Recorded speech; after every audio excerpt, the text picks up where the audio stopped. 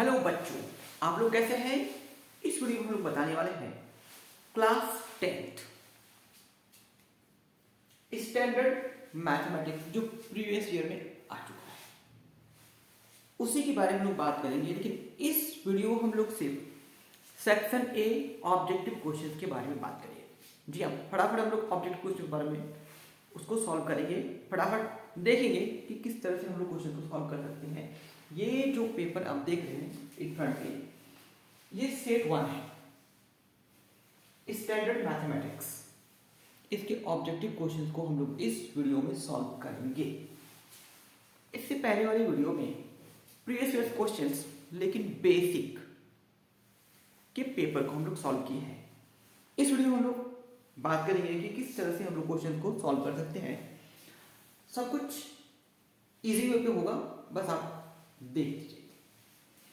तो ये जो आप देख रहे हैं ना,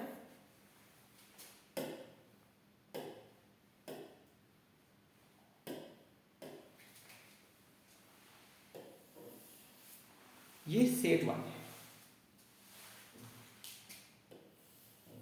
ये कोड रहता है 31 1, ये दिया हुआ है। स्टैंडर्ड लेवल का जो क्वेश्चन होता है वो लगभग सिंपल ही रहता है, बट हम लोग उसको सॉल्व करेंगे। आइए इसको देखते हैं कैसे इसको सॉल्व कर सकते हैं। पहले हम लोग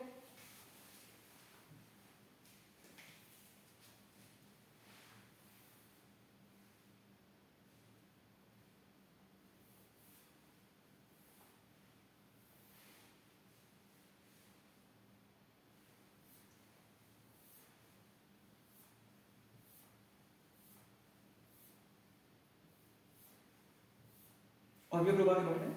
ये देखिए सेक्शन ए, ये है सेक्शन ए। क्वेश्चन है द ग्राफ, जी हाँ, the graph of y is equal to px is given for a polynomial px. The number of zeros of px from the graph is, इस graph को देखना है और देखने के बाद आपको बताना है कि x का जो वैल्यूज आएगा, ये जो px के लिए जो ग्राफ बनाया है, तो x का वैल्यू क्या क्या आ सकता है। दैट मीन्स जब इस px को सॉल्व करेंगे तो 1 आएगा, 2 आएगा, 3 आएगा। तो हम देखेंगे कि ये जो ग्राफ है वो x एक्सिस को कितने जगह पे इंटरसेक्ट कर रहा है। कंफ्यूज करने के लिए देखिए कैसे ग्राफ को दिया हुआ है, लेकिन एक्चुअली में ये एक ही पॉइंट को टच कर रहा है, इस जगह पर। ऐसे यदि ग्राफ पास होता 2 पॉइंट होता, लेकिन ऐसे नहीं पास होकर कुछ इस तरह से पास हो रहा है। ये भी नहीं, सिर्फ यहां पर टच किया हुआ है ना, इसलिए इसका जो जीरोस आएगा, एक्स का जो वैल्यूज आएगा वो सिर्फ 1। तो देखिए आपको यहाँ पर कोई ऑप्शन दिख रहा होगा 1।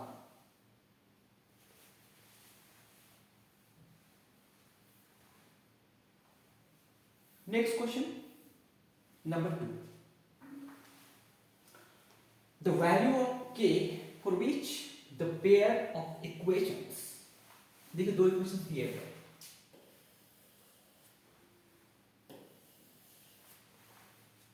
has infinitely many solution, infinitely many solution, pair of linear equation 2 question हैं। तो इसके फॉर्मूला क्या, याद कीजिए, a1 by a2 is equal to b1 by b2 is equal to c1 by c2।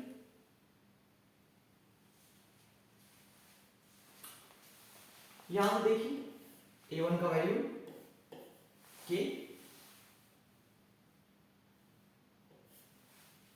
यहां से a2 का value 6 is equal to b1 का वैल्यू y का कोएफिशिएंट, इसको इधर कर देंगे तो -1 होगा,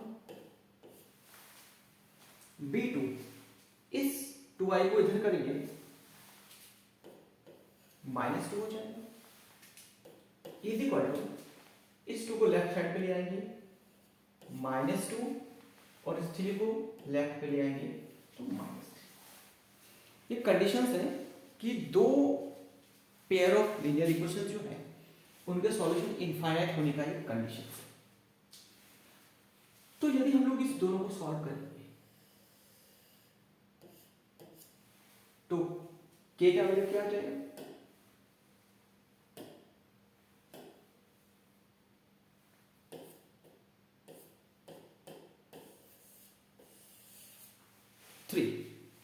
k का वैल्यू 3 आएगा। अब फर्स्ट और लास्ट को सॉल्व करते हैं हम लोग, k/6 इज इक्वल टू 2/3 करके k का वैल्यू 4।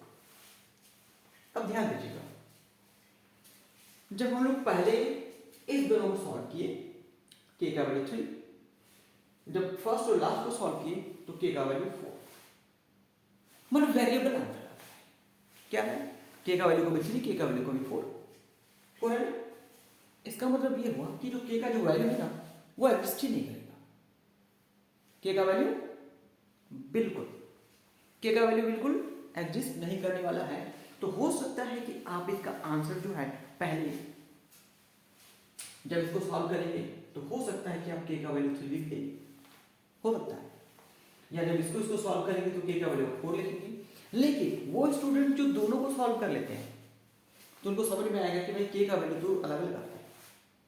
इसका मतलब है कि k का जो वैल्यू है वो एग्जिस्ट नहीं करता। क्वेश्चन में देखिए, क्वेश्चन तो सिंपल रहता है लेकिन उसमें आप गड़बड़ तभी करते हैं जब आप गड़बड़ी में करते हैं।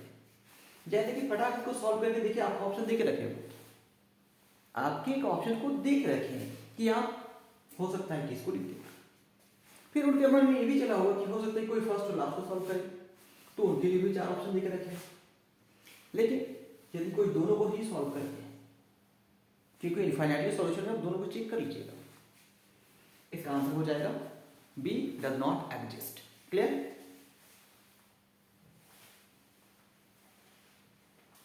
क्वेश्चन नंबर 3, क्वेश्चन है एपी में। क्या है एपी में? p-1 p+1 and 2p+3 are in AP, तो p का वैल्यू क्या है? तो एक ऑप्शन है कि आप इसके वैल्यूज को डालकर देख सकते हैं कि एपी में आ रहा है कि नहीं, या फिर आपको डायरेक्ट सॉल्व भी कर सकते हैं।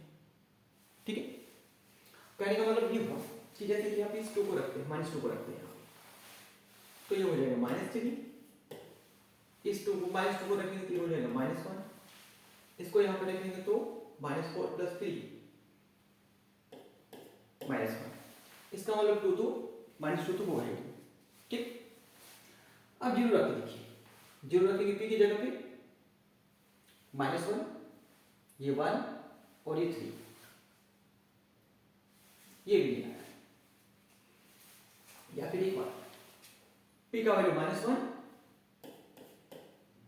1 और 3, इसमें इसको माइनस करेंगे 2 का डिफरेंस, इसमें इसको माइनस करेंगे 2 का डिफरेंस, मतलब आप सॉल्व नहीं किए, आप तो इस तरह से भी कर सकते हैं और इसको सॉल्व करके भी दिखा देते हैं कि इसका वैल्यू कैसे आ सकता है।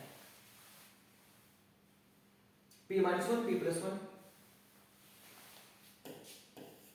p-1 p+1 और एक है 2p+3, 2p+3,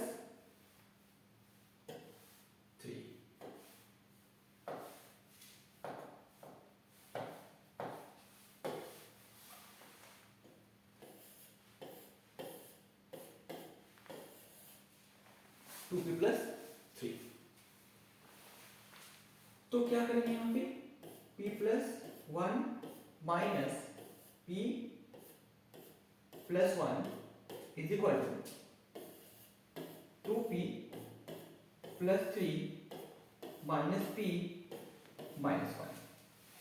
तो देखिए पी से तो पी कट जाएगा, यहाँ से 1 + 1 2 बच गया इज इक्वल टू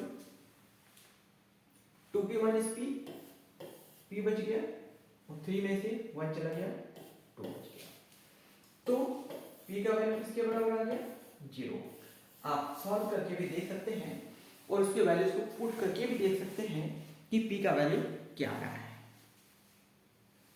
तो यहां पर जो p का वैल्यू आया वो 0 आ गया।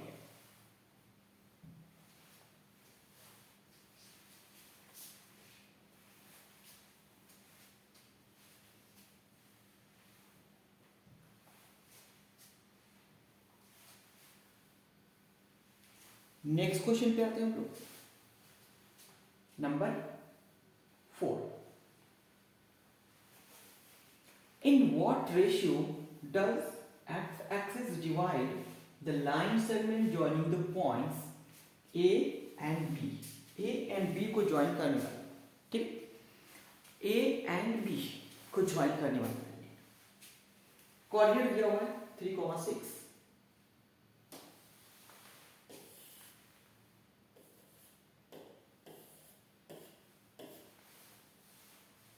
-12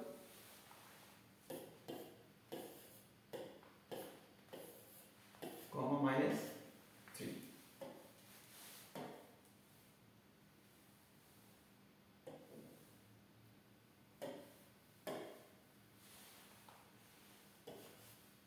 ए और ये है B. In what ratio does X axis, तो जो एक्स एक्सिस का जो कोऑर्डिनेट होता है ना वो x, 0, y एक्सिस का कोऑर्डिनेट 0, y। तो फॉर्मूला क्या है, तो y का जो फॉर्मूला होगा वो होगा m y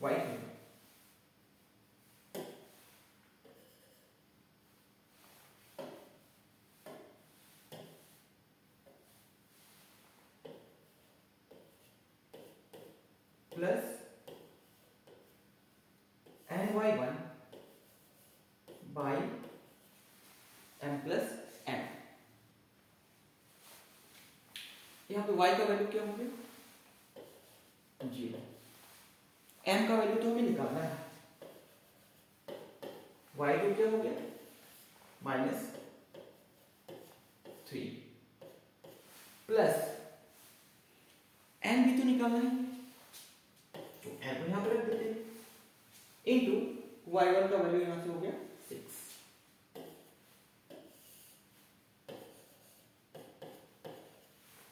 m plus n, ये क्रॉस मल्टीप्लाई होगा 0 is equal to -3m plus 6m।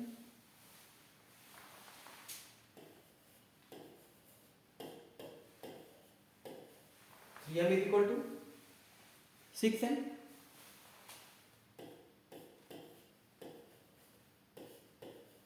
m by n is equal to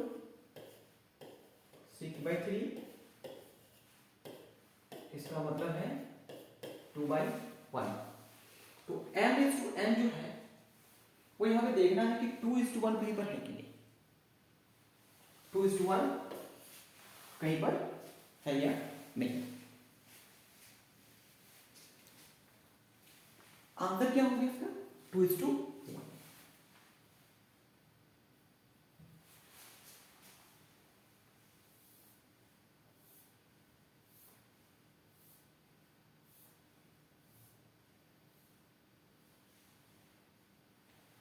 question number 5, एक सर्कल दिया हुआ है, ये टेंजेंट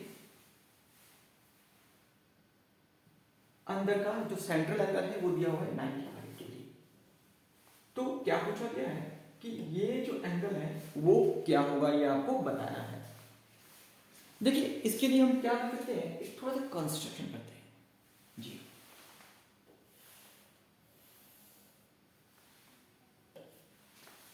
अब कुछ याद है क्लास 9 का थ्योरम, क्लास 9 के थ्योरम में क्या बोला गया है सेंटर पे जो एंगल बनेगा ना उसका आधा एंगल बनेगा वहां पर, कि यदि ये 40 डिग्री बनता है तो वो 20 डिग्री बनेगा, ठीक है।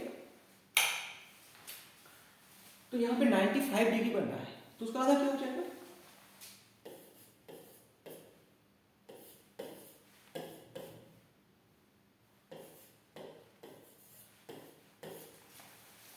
47.5 डिग्री। तो ये जो एंगल बनेगा ना वो बनेगा 47.5 डिग्री। अब आप सोच रहे होंगे कि भाई इस एंगल को निकालने की क्या जरूरत है, एंगल तो हम यहाँ पे निकालना है, आप सही सोचिए। लेकिन अब देखिए आपको एक और फॉर्मूला बताता हूँ कि ये जो एंगल है ना वो इस एंगल के बराबर होगा। जी हाँ, ये प्रॉपर्टी है, सर्कल का प्रॉपर्टी है टेंजेंट के साथ। तो इसका जो वैल्यू हो जाएगा वो 47.5 डिग्री, ऑप्शन नंबर ए, ठीक है।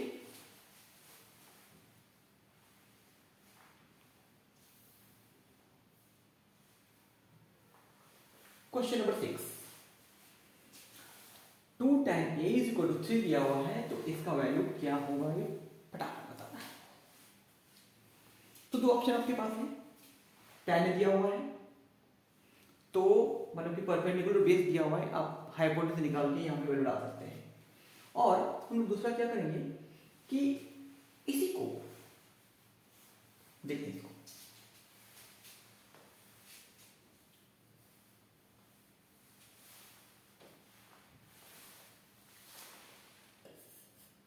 Four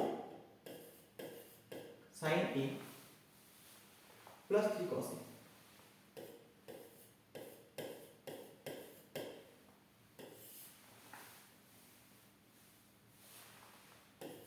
four sine A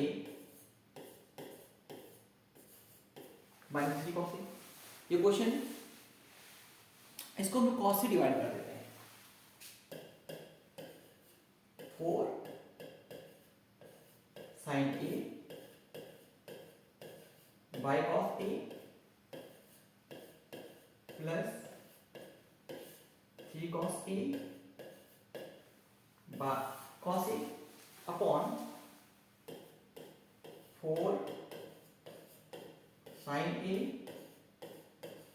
upon cos A minus 3 cos A upon cos. क्या किया, न्यूमरेटर को कॉस ए से डिवाइड कर दिए, साथ ही साथ डिनोमिनेटर को भी कॉस ए से डिवाइड कर दिए। अब देखिए sine by cos is equal to 10,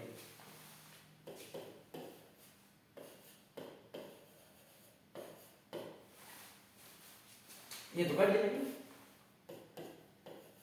plus 3 यहां पे होगा 4 tan a माइनस 3। अब 2 tan a is equal to 3, 2 tan a is equal to 3, तो tan a का वैल्यू क्या हो जाएगा 3/2। अब उसी tan a के वैल्यू को हम यहां पर पुट कर देंगे 3/2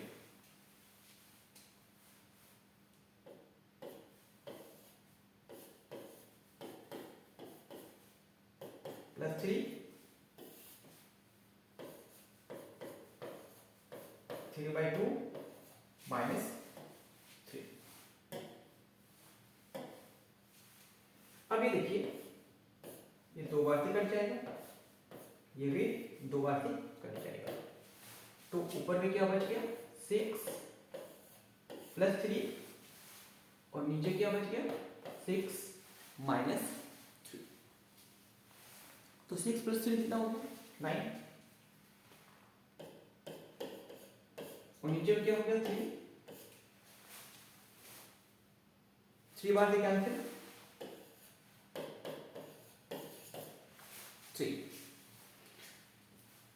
तो यहां पर आपको ढूंढना है कि क्या इसका आंसर कहीं पर 3 दिख रहा है आपको, ऑप्शन ए बी सी या फिर डी। तो आपको यहां पर ऑप्शन दिख रहा होगा सी।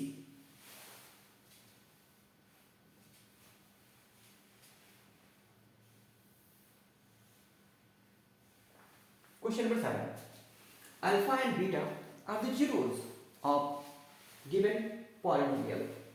तो 1 by alpha plus 1 by beta का वैल्यू क्या होगा? जी हाँ,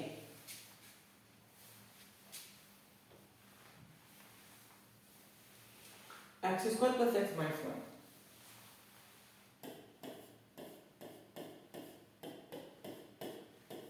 x square plus x minus 1। जी हाँ, और अल्फा एंड बीटा इनके जीरोस हैं, तो यहां से ए का वैल्यू 1, बी का वैल्यू 1 एंड सी का वैल्यू -1। तो सम of zeros alpha plus beta equal to minus B by A, means -1 by 1 is equal to -1।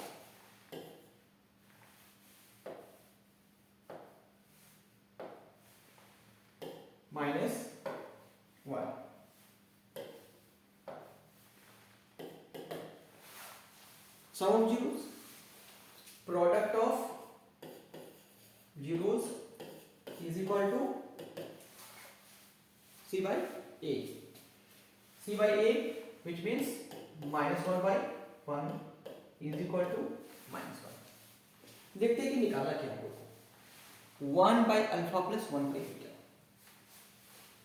तो 1 by alpha plus 1 by beta, LCM ले लीजिए तो ये अल्फा बीटा होगा, ये हो जाएगा beta plus alpha. Alpha plus beta का वैल्यू -1, अल्फा इंटू बीटा का वैल्यू -1, कैंसिल करेंगे इसका वैल्यू 1 हो गया। अब हम चेक करेंगे कि क्या यहाँ पर 1 कहीं पर आपको वैल्यू दिख रहा है, ऑप्शन बी है, डी है, सी है या फिर ए है। तो इसका वैल्यू जो है वो दिख रहा है कि ऑप्शन नंबर ए में ही जो है वो दिया हुआ है। ठीक है,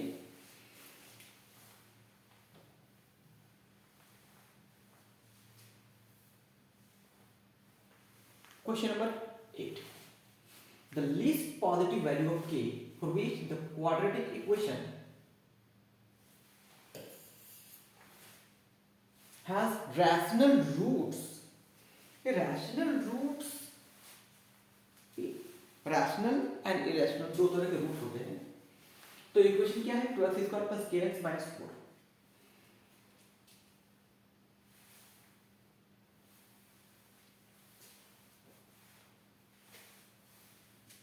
x स्क्वायर प्लस kx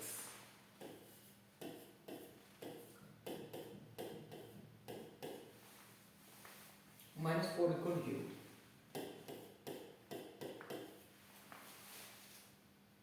यहां पर a का वैल्यू क्या है? 2, b का वैल्यू क्या है? k, c का वैल्यू क्या है? -4।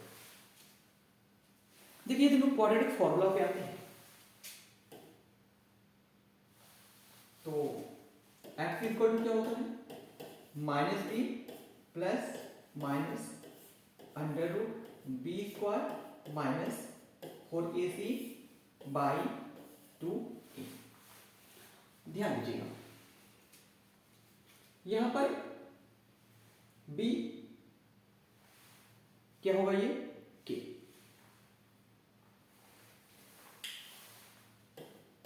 Minus k plus minus under root B square minus 4ac by k square plus 4ac 4। देखिए अगर प्लस क्यों हो जाएगा अभी हम बताते हैं आपको, इंटू 2 इंटू ये जो -4 देख रहे हैं ना, वो माइनस को यहां पे डाल दीजिए अपॉन 2 इंटू 2। ध्यान दीजिएगा माइनस के प्लस माइनस अंडर रूट के स्क्वायर प्लस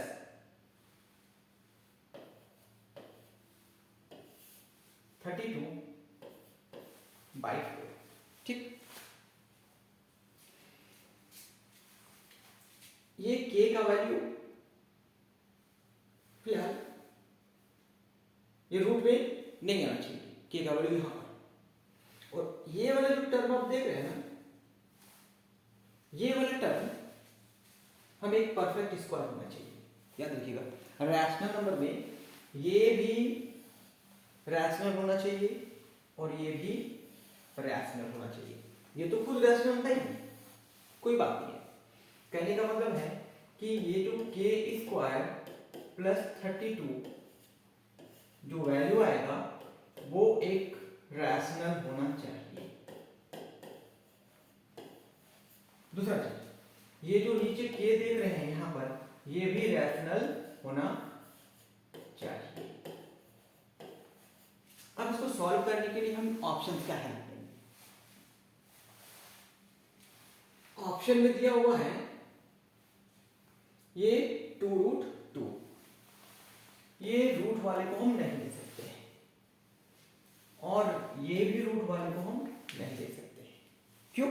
देखिए, यदि हम ये k की जगह पे डाल दे रूट में तो ये इरैशनल हो जाएगा, तो हम नहीं चाहते कि इरैशनल आए। क्यों? क्वेश्चन में ही दिया हुआ है कि रैशनल रूट्स होना चाहिए, तो दो चीज ऐसे हैं। नेक्स्ट, अब आपके पास बचा रह गया +-2 एंड 2। हम चेक करके देखेंगे क्या ये दोनों वैल्यू एक्सेप्ट कर रहे हैं या फिर नहीं।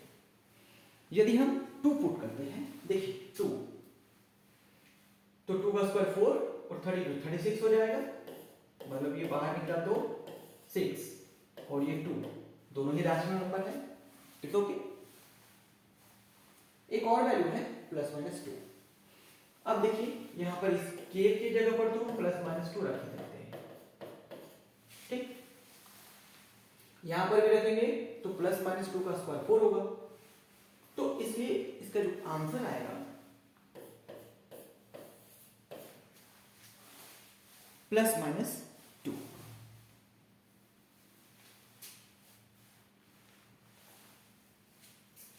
इसका आंसर जो होगा वो +-2 होगा। मींस ऑप्शन नंबर जो है वो सी जो है वो इसका सही आंसर है। क्या इसका आंसर जो होगा वो सी। नेक्स्ट क्वेश्चन पर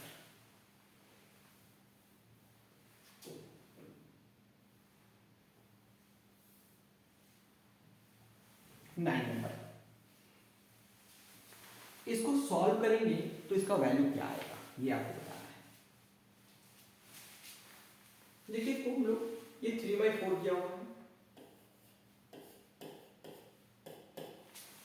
tan 30 डिग्री का वैल्यू जी, तो tan 30 डिग्री का वैल्यू क्या होता है याद तो रखना ही पड़ेगा, 1/√3। बहुत अच्छा, तो ये 1/√3 का स्क्वायर करेंगे तो 1/3 माइनस सेक स्क्वायर 45 डिग्री, तो इसका जो वैल्यू होता है सेक 45 डिग्री का वो √2 होता है, और √2 का स्क्वायर कर देंगे तो 2 हो जाएगा। उसी तरह से साइन 60 डिग्री का जो वैल्यू होता है वो √3/2 होता है, लेकिन जब उसको हम स्क्वायर करेंगे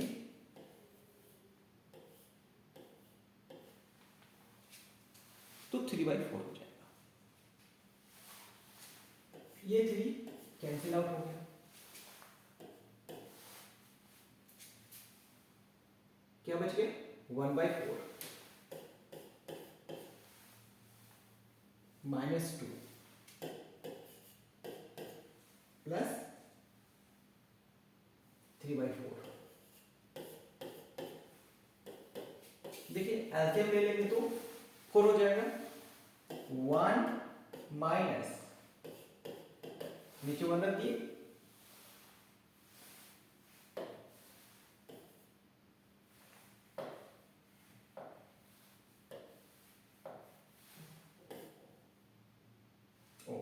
सॉरी 1 यहां पर रखना चाहिए था, तो ये हो जाएगा 4 × 8 और ये है 3। सॉल्व करेंगे तो ये हो जाएगा -4/4 कैंसिल हो जाएगा 1। यहां पे कोई ऑप्शन देखिए जिसका वैल्यू -1 होगा।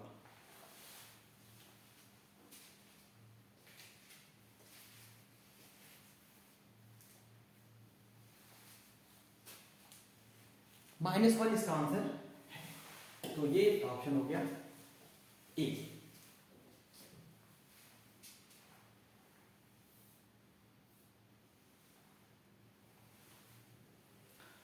Curve surface area of a cylinder, height दिया हुआ है, तो रेडियस सिलेंडर का क्या होगा, पाई का वैल्यू 3.14 लेना है, ऐसा दिया हुआ है।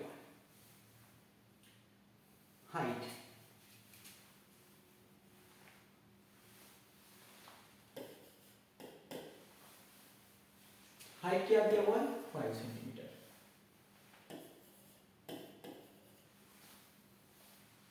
ये क्या है, curve surface area, curve surface area किसका दिया हुआ है, सिलेंडर का दिया हुआ है 94.2।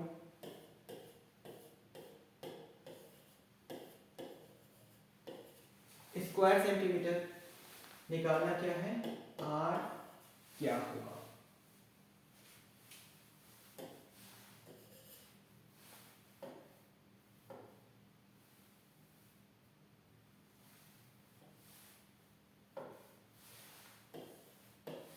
आर का वैल्यू क्या होगा। तो कर्व सरफेस एरिया जो होता है 2πr/h, तो 2πr/h किसके बराबर हो जाएगा, 94.2 के बराबर हो जाएगा। देखिए पाई का वैल्यू कितना लेने के लिए बोला गया है, 3.14।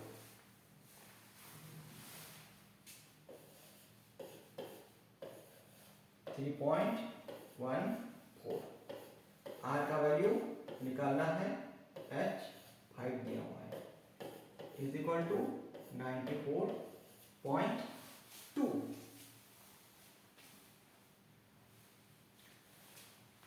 ये दोनों को मल्टीप्लाई करेंगे तो 10 हो जाएगा, और इसका मतलब है कि ये डेसिमल उठ के यहां पे आ जाएगा। मीन्स हुआ क्या, 31.4 into R is equal to 94.2। अब ध्यान दीजिए, इसको 3 बार मल्टीप्लाई करेंगे ना तो 94.2 आ जाएगा। मतलब क्या हुआ कि आर का जो वैल्यू है वो 3 हो गया। अब देखेंगे कि क्या आर का वैल्यू कहीं पर 3 दिख रहा है आपको, जी हाँ, आर का वैल्यू 3 दिख रहा है, और ये है आर का वैल्यू, ठीक है।